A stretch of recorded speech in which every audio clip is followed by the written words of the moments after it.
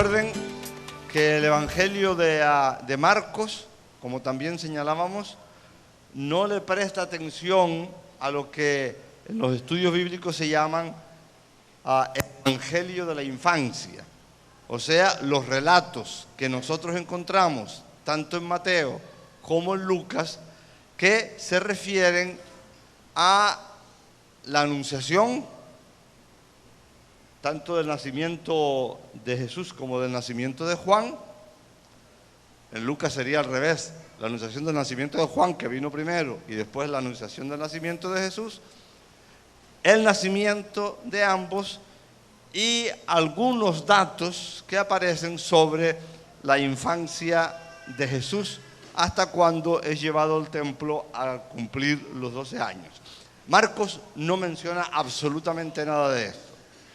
Marcos comienza con el Jesús que ya es un hombre y que está a punto de comenzar lo que en nuestro lenguaje evangélico o cristiano llamamos el ministerio público. Se mencionan dos datos esenciales, o tres datos esenciales antes de ese comienzo. Bueno, y como dijeron que esto es una clase, vamos a comenzar a preguntar. ¿Qué es lo que menciona Marcos antes del comienzo de Jesús, cuando él empieza a predicar? La misión del trabajo de Juan el Bautista. La predicación de Juan el Bautista, el precursor, por llamarlo así de alguna manera, que anuncia que tras él viene alguien que es superior a él. ¿Por qué dice Marcos, que también lo dicen otros evangelistas, que Jesús viene después de él, pero es superior a él? ¿Por qué lo dice? Porque Jesús es primero que Juan, porque él era en Dios y era el Verbo. ¿Usted cree que Juan el Bautista creía que Jesús era Dios? No, amén. Vamos a explicarlo. Tengamos cuidado que nosotros estamos poniendo en gente anterior una teología que es la conclusión a la que se llega. Y vamos a explicarlo luego. ¿Alguna otra respuesta a esta pregunta? ¿Por qué Juan pone énfasis en que Jesús viene después de él, pero es superior a él? Porque ya estaba profetizado. Isaías. ¿Dónde? El texto no me lo sé, pero Isaías. No estaba profetizado. Esa pregunta que estoy haciendo yo no estaba profetizada. Porque Juan bautizaba con agua, pero él decía, va a venir uno que es superior a mí, que va a bautizar con el Espíritu Santo. Pero usted me está respondiendo la pregunta, la respuesta con la pregunta.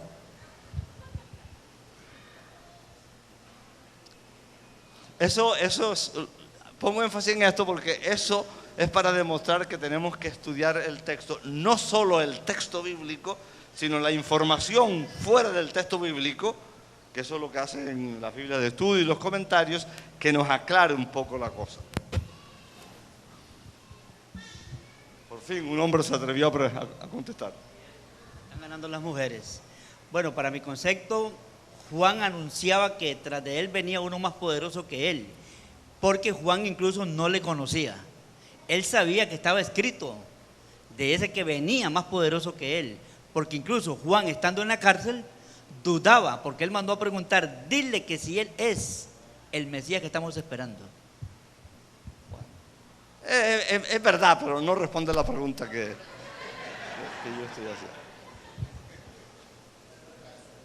Este es un principio que tiene que tomar en cuenta todo el que estudia la Biblia. No me refiero al que lee la Biblia, porque una cosa es leer y otra cosa es estudiar. Para leer no hay que quemarse las pestañas, para estudiar hay que quemarse las pestañas. En el mundo antiguo, en la época de Jesús, en la sociedad general, había un principio que se tomaba como absoluto y que incluso los paganos van a utilizar para atacar a los cristianos. Y es que lo anterior es superior a lo posterior. Si Jesús, dice Juan, si Jesús viene después, ¿es anterior o posterior? No, posterior. Si viene después, es posterior. Entonces, según la lógica dominante, como Jesús viene después, Jesús debería ser inferior a Juan,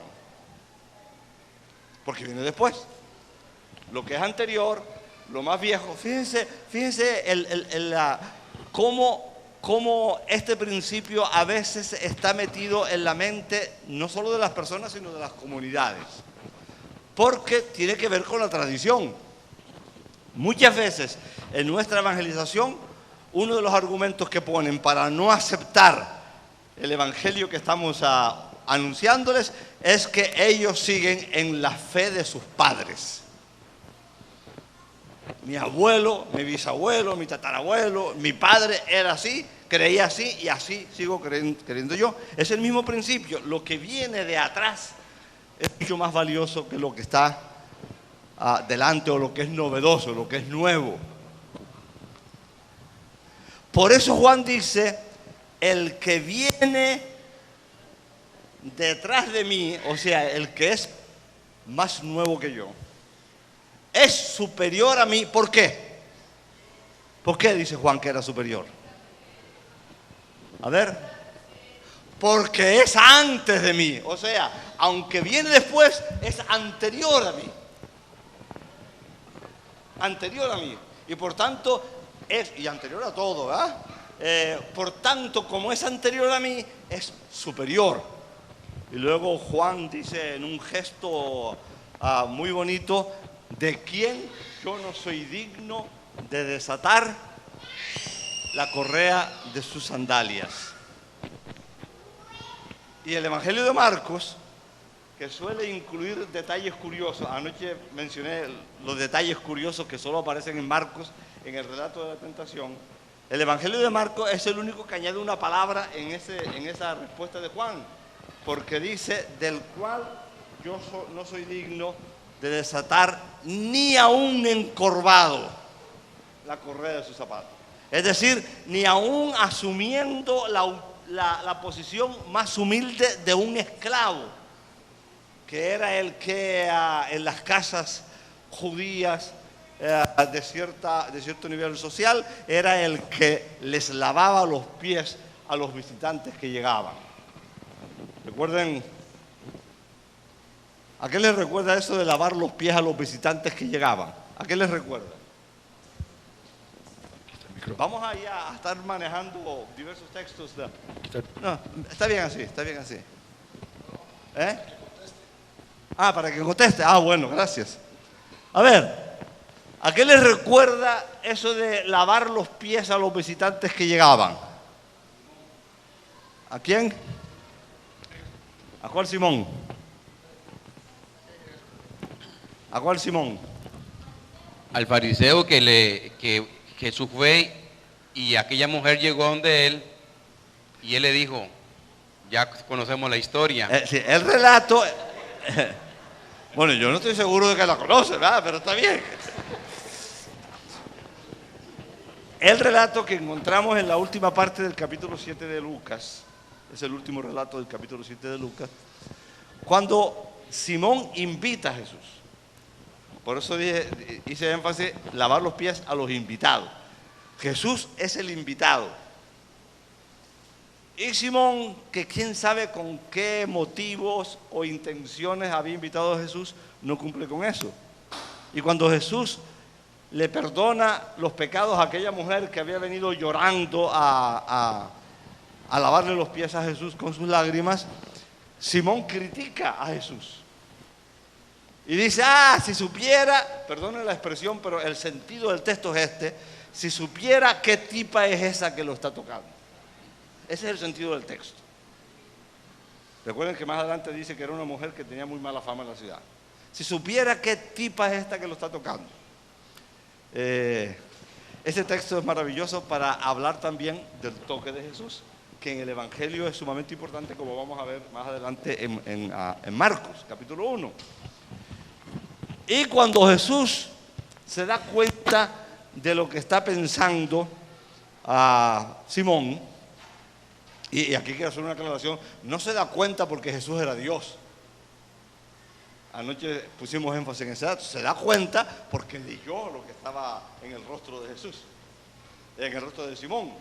Nosotros podemos incluso, sin tanta habilidad como Jesús, nosotros podemos leer muchas veces la reacción de las personas cuando vemos la cara. Y sabemos si la persona está asombrada, si contesta con odio y con rencor. Y Jesús nota, no era un grupo grande como este, era Simón y un grupo de invitados pequeños. Jesús nota en el rostro de Jesús que Simón está molesto por lo que Jesús ha permitido, o sea, que lo toque. Y entonces cuando le echen cara a Simón, le dice, yo entré en tu casa y tú no cumpliste con las más elementales normas de cortesía, de hospitalidad. Entonces cuando menciona, ni siquiera lavaste mis pies. Por eso, si tienen interés también en estudiar este texto, estudie el texto y subraye la palabra pies que aparece en el texto y van a encontrar cosas interesantes. Entonces, para Juan, aunque Jesús es posterior a él, cuando aparece y lo ven, es anterior a él. Y por tanto, por ser anterior, es superior. Y no es digno de desatar la correa de los zapatos.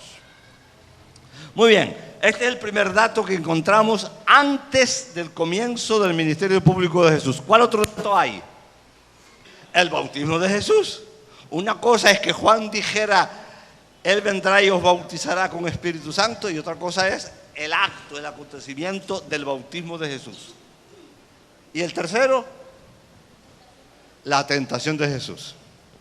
No debía leer el texto bíblico porque de eso predicamos anoche y puse mucho énfasis en el relato de la tentación porque es muy diferente del relato de la tentación tanto en Mateo como en Lucas. Entonces tenemos pues esos tres acontecimientos fundamentales. La aparición de Juan el Bautista, a quien llamamos el precursor porque viene antes de Jesús, el bautismo de Jesús y la tentación de Jesús. Cuando termina el relato de la tentación, que ocupa apenas un par de versículos, dice el texto bíblico que cuando Jesús se enteró que Juan fue encarcelado, ¿qué hizo?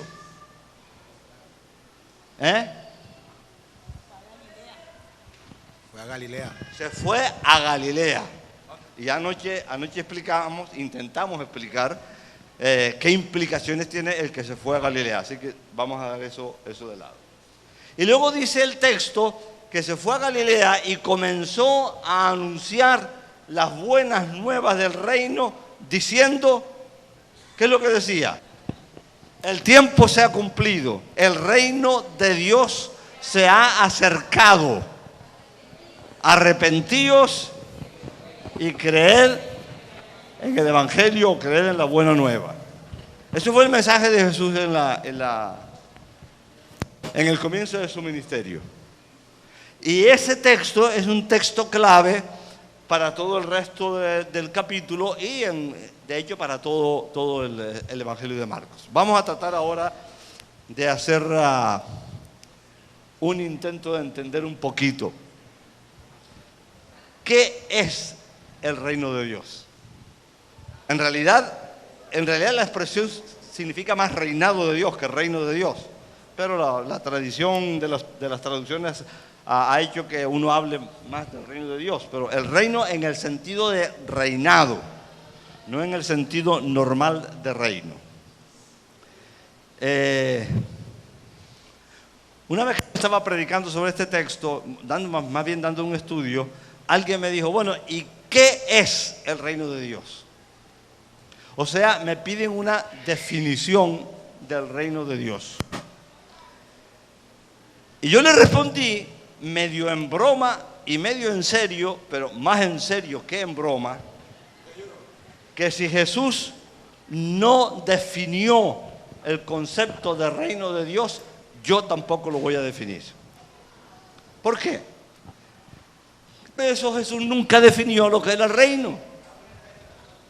Nunca lo definió. Él habló del reino, pero nunca definió lo que era el reino. Y esto es interesante porque antes de Jesús y después de Jesús, estoy hablando del mundo antiguo, no estoy hablando de la escatología, antes de Jesús y después de Jesús aparecieron muchos mesías. No uno, dos, muchos. Incluso en el libro de los Hechos se menciona uno. Aparecieron mesías que pretendían establecer el reino de Dios, pero pretendían establecer el reino de Dios a base de la fuerza. Antes de Jesús incluso hubo una revuelta que se conoce con el nombre de la revuelta de los Macabeos, que estableció de nuevo el reino de Israel como un reino independiente. Y algunos creían que ya eso era el cumplimiento de la profecía de que el reino de Dios se iba a establecer. Y fue efímero, porque se basaba ¿en qué? En la violencia. No se basaba ni en el amor ni en el perdón, sino en la violencia, en la destrucción, en hacer desaparecer a los enemigos de Israel. Pero eso no era el reino de Dios. Cuando Jesús aparece, Él primero no define el reino, pero en el Evangelio nos encontramos nosotros que el reino que no se define, sí se describe. Y cuando Pablo va a decir más adelante, el reino de Dios es justicia, es amor y es paz, no está definiendo el reino, está describiendo el reino. En ninguna parte, en ninguno de los evangelios se define el reino. Pero yo considero, al leer el evangelio, el capítulo 1 del Evangelio de Marcos, que cuando Jesús anuncia esta buena noticia de que el reino de Dios ya no es algo que está en un futuro lejanísimo, sino que se ha acercado, y se ha acercado en Jesucristo, el evangelista luego escoge el material que va a utilizar de inmediato para describir el reino, para explicar las implicaciones del reino, las exigencias del reino, qué características tiene ese reino. Y eso es lo que yo quisiera ver en el estudio del resto del capítulo 1. ¿Está con nosotros?